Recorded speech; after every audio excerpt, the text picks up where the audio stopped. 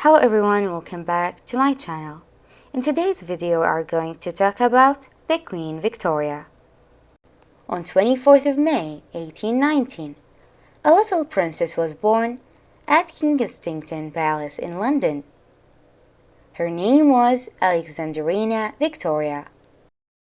She was the daughter of the Duke of Kent, King William's brother, and the German Princess Victoria of Saxe-Coburg. Victoria's father died when she was a baby. Her childhood was lonely and dull. She had no friends to play with. Her favorite toys were dolls. She rarely went out because her mother was very protective. She grew up with her mother and her strict German governess, Baroness Leysen. Victoria adored Baroness Leysen. Victoria later wrote that she had no brothers or sisters to live with, never had a father, and didn't know what a happy home life was.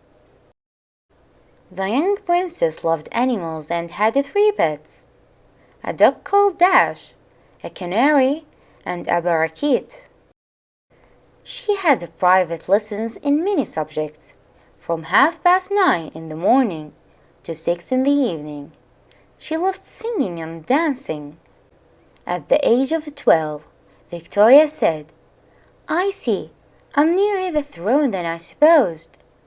On that day, she made a promise: "I will be good." When Victoria was 13, her mother decided that she must see Britain and that the British people must see her. The young princess traveled to Wales, the Midlands, Yorkshire, and the South Coast. She was welcomed with enthusiasm everywhere. These journeys were not a holiday, but a part of her education. Victoria wrote about her journey in her diary. She didn't know that thousands of poor children worked in factories and mills in terrible conditions. They never went to school and often died at a young age.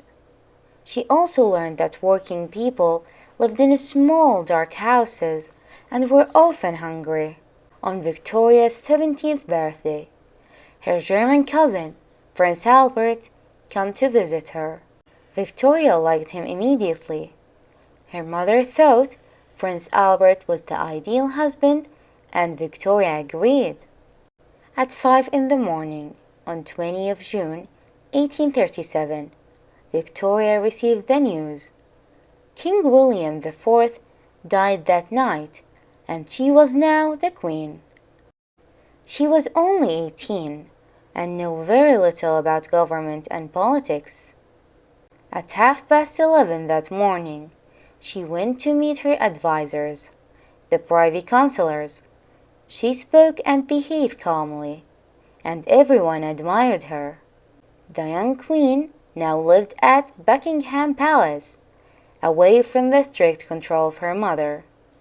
Victoria enjoyed going to the opera and the ballet and began horse riding. Since she was short, she felt taller on a horse. Lord Melbourne, the Prime Minister, was the most important person in Victoria's early years as a queen. He was a kind and loyal friend. He gave her advice and helped her understand politics and government. In 1839, Victoria's cousin Albert visited her again. This is what she wrote in her diary. "Albert really is quite charming, and so excessively handsome. My heart is quite going." Victoria loved Albert and proposed to him. Albert couldn't propose because he was of lower rank. They were married in 1840. Victoria and Albert loved each other very much. She called him an angel. However, Albert was a foreigner and not everyone liked him. Parliament didn't give Albert a title, and many Londoners said rude things about him. Albert was intelligent, well-educated, and responsible. He was very interested in science, music, and the arts. Victoria learned from Albert to be a dedicated monarch. The Queen asked for his help in government affairs, and they always worked together. In November 1840, the Queen had her first child, Victoria. She was very clever and was the Queen's favorite child. In 1841, Albert Edward, Prince of Wales, was born. Between 1840 and 1857, Victoria and Albert had 9 children, 4 sons and 5 daughters. Victoria was a strict mother. The children's food and clothing was always very simple. Victoria and Albert were devoted parents and spent a lot of time with their children. Family values and morality was very important to the royal couple. They became an example for their people. Most Victorians had large families. In the late 18th, the average family had 5 or 6 children. Albert introduced the first Christmas tree to the royal family. Since it was a German costume, soon it was popular all over Britain. Victoria was very fond of Christmas and its traditions. The first public railway opened in 1825 and attracted a lot of attention. It was built by George Stephenson, an engineer. In 1830, the Liverpool to Manchester Railway opened and soon transported 1,200 passengers every day. With the railway, people and goods traveled cheaply and quickly. Railways spread rapidly all over England, Scotland, and Wales. People started going to the seaside, and seaside towns developed. By 1848, there were no more stagecoaches. Almost everyone traveled by train. In 1842, Victoria and Albert took their first train ride. The Queen liked the speed, comfort, and the privacy of the train. Soon the royal family traveled by royal train, a specially designed carriage. In 1840, the first national postal system was created, and the penny plaque became the first adhesive postage stamp. Victoria's profile appeared on it. It cost only 1 penny to send a letter anywhere in Great Britain. Today, the red Victorian letter boxes are still used.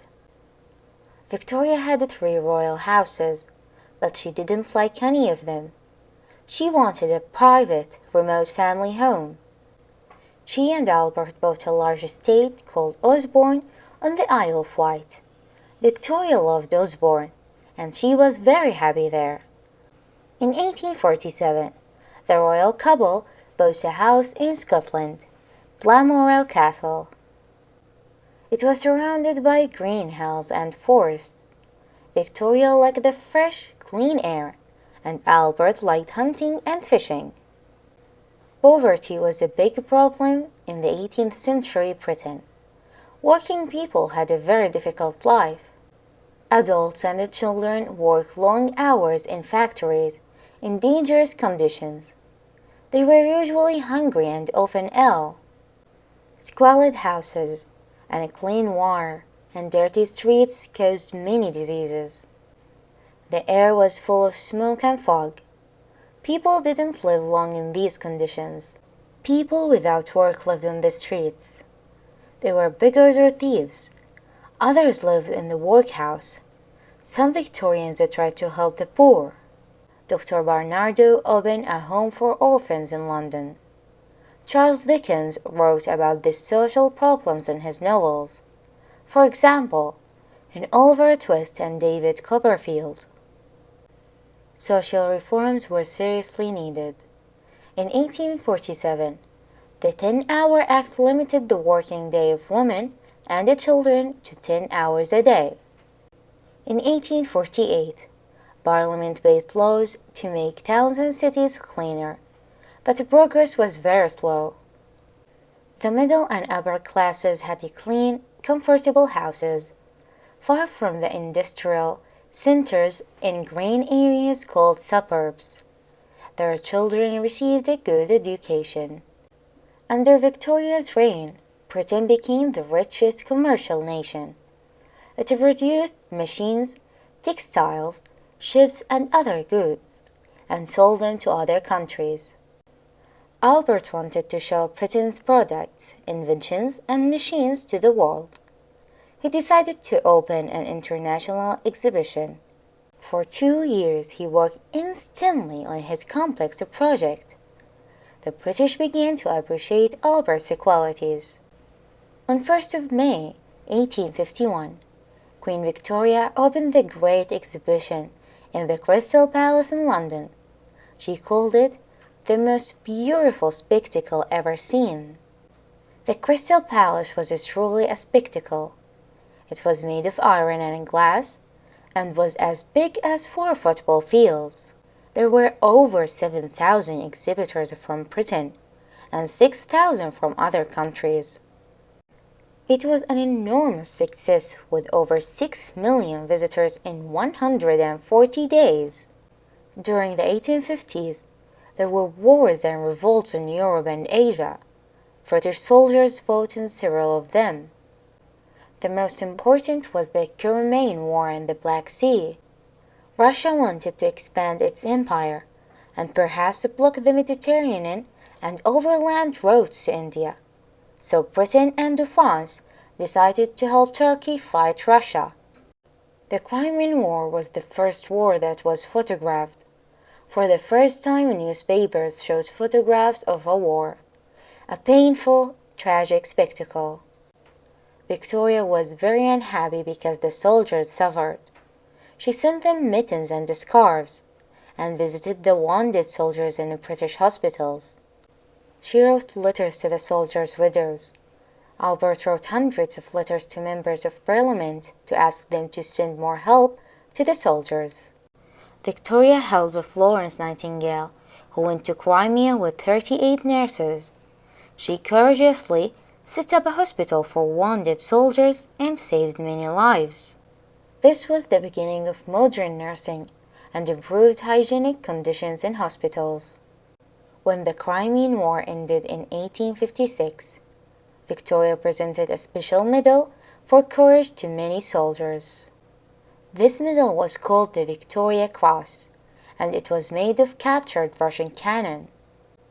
At this time, India was controlled by the British East India Company, a trading company set up in India. In 1857, there was a rebellion against the British who lived in India. It was called the Indian Mutiny. Thousands of people were killed. After this rebellion, India became part of the British Empire and was controlled by the British government. Victoria was very healthy and was rarely ill.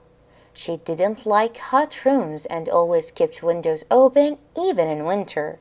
Albert was usually cold and was not as healthy as Victoria. He worked too much and rarely rested.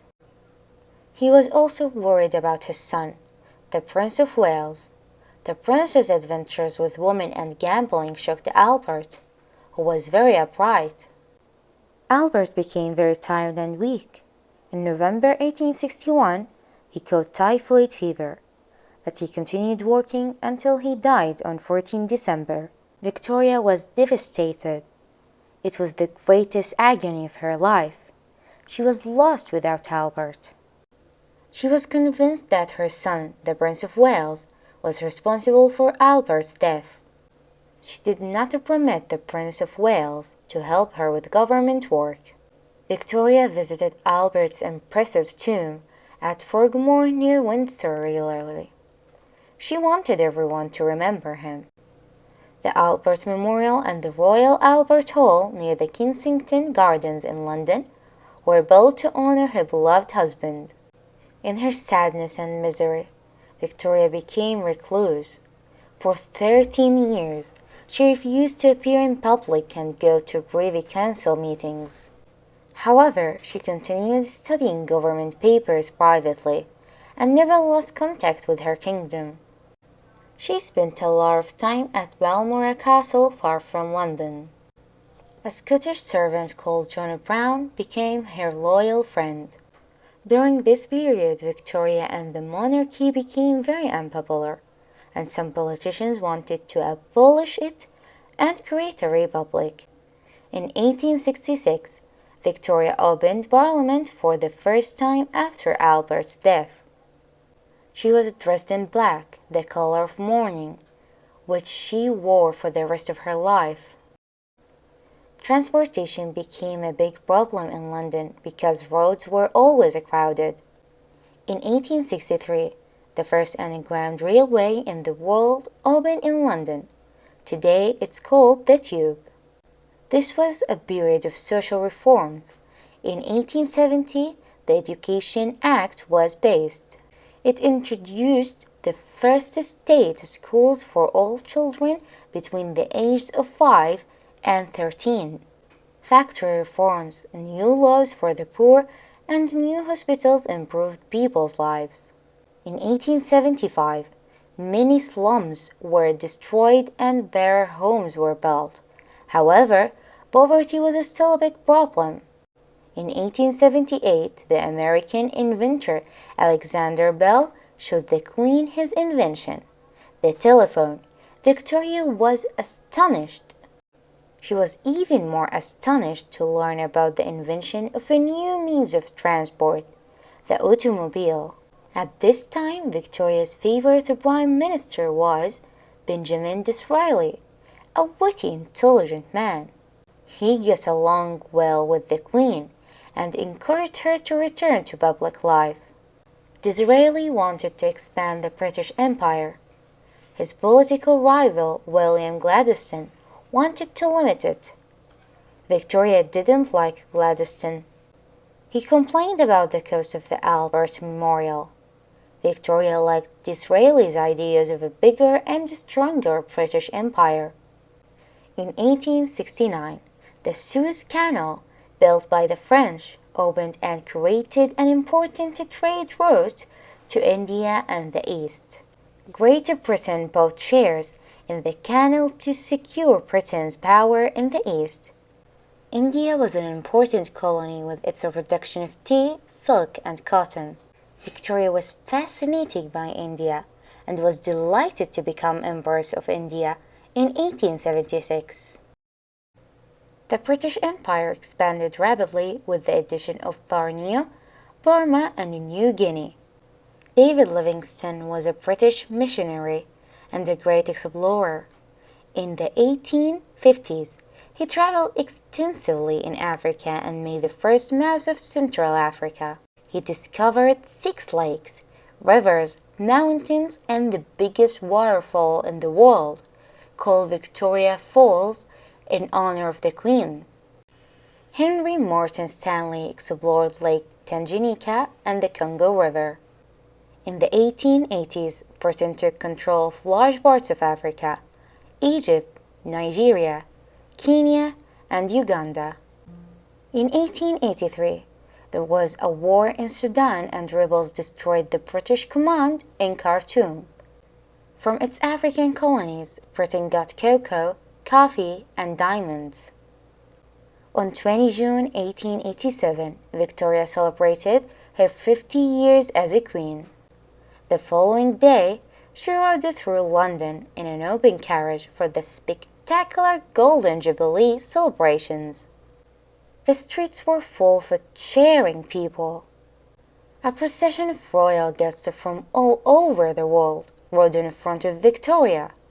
There were kings and queens from Europe, the Crown Prince of Prussia, and princes from India, Japan, and Siam. Victoria was very fond of music and liked singing arias from the comic operas of Gilbert and Sullivan. The Mikado, the Bards of Penzance, and HMS Pinafore are their most famous operas. However, it was the famous British composer Edward Elgar who wrote music for the great celebration. But Victoria felt sad and lonely. "I sat alone," she wrote. "Oh, without my beloved husband." All of her children married into royal families in different parts of Europe. When Victoria celebrated her Diamond Jubilee in 1897, there was another gigantic procession with 50,000 troops from all over the British Empire. On that day, Victoria pressed a button to send a telegraph message around the empire. From my heart, I thank my beloved people. May God bless them. In 1899, the British Empire was the biggest empire in the world. It covered 1/5 of the Earth's land area with 370 million people. Victoria was now an old woman and suffered from rheumatism. She couldn't walk well, but she was still active. She worked from 7:30 in the morning until late at night, studying government papers. She loved her people and her empire. At the beginning of 1901, the Queen was very weak. On 22 January 1801, Victoria died at the age of 82 at Osborne House. Thousands of people wept during her funeral procession. She was considered the mother of the British Empire. She was buried beside her beloved Albert at Frogmore near Windsor.